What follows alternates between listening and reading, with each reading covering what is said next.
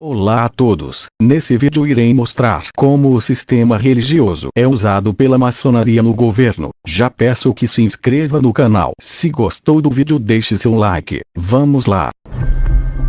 Deixe que eu diga por que está aqui. Está aqui porque sabe de uma coisa. Uma coisa que não sabe explicar, mas você sente.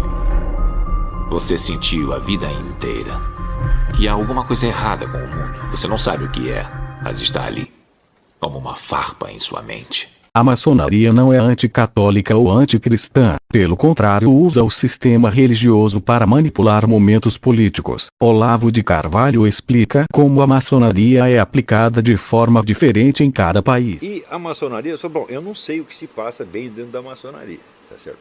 Mas eu sei o seguinte, esse negócio de maçonaria é um perigo, por quê? O maçom, o que é que ele pensa? Ele sempre vai ser mais fiel aos irmãozinhos do que aquilo que ele pensa. Isso é batata, né? Então ele pode odiar o outro politicamente, falar, não, mas esse aí é irmão, não pode mexer. E assim tudo termina em pizza. Esse aqui é o grande problema com a maçonaria. Quer dizer, eu não vou entrar nas discussões tradicionais de maçonaria e igreja católica, mesmo porque no Brasil elas se colocam de uma maneira diferente. Você sempre teve, desde o tempo da independência, tem uma imensa interpenetração das duas coisas, né? E eu não vejo a maçonaria empreendendo grandes campanhas anticatólicas ou anticristãs no Brasil. Eu, de fato, não vejo. Em outros países, como a França, aconteceu, né? O Brasil está cheio de católico maçom, né? Bispo maçom. Então isso virou uma geleia geral. O Brasil é um povo em sua maioria cristã, assim como o Bolsonaro foi usado através do messianismo político. A esquerda usou a teologia da libertação, usando a Igreja Católica para isso. Veja o que Lula diz. Mas por que eu cheguei onde cheguei? Porque eu tenho por detrás de mim um movimento.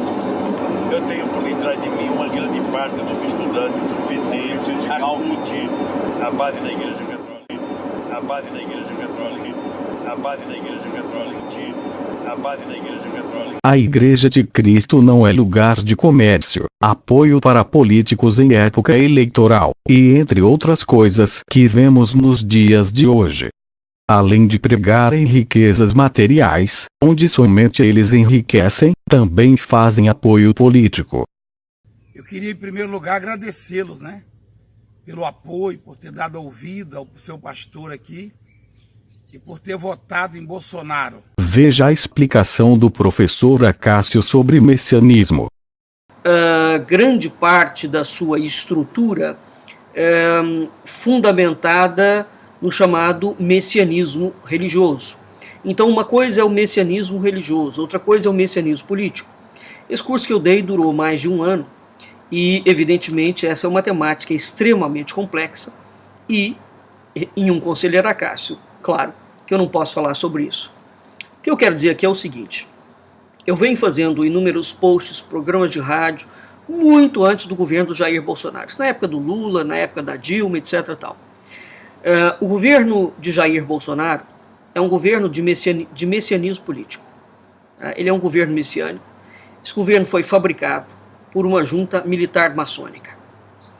O governo do Lula foi um governo messiânico e o governo da Dilma também foi um governo messiânico. Portanto, o Brasil saiu de um governo messiânico e entrou em um outro governo messiânico. A questão aqui é o seguinte: enquanto as discussões políticas do Brasil ocupam-se da espuja suja da superfície da história, no mundo inteiro, o tema do messianismo político está sendo tratado com muita seriedade. Veja, o messianismo político é exatamente a teoria filosófica, teológica, que esteve por trás, sustentando o nazismo, o fascismo e o comunismo. Existem alguns exemplos de ditadura que são baseadas no messianismo político, nem todas. Tá? E o Brasil, a forma de governo brasileiro, desde 1822, é embasado no mito do messianismo político. Muito bem.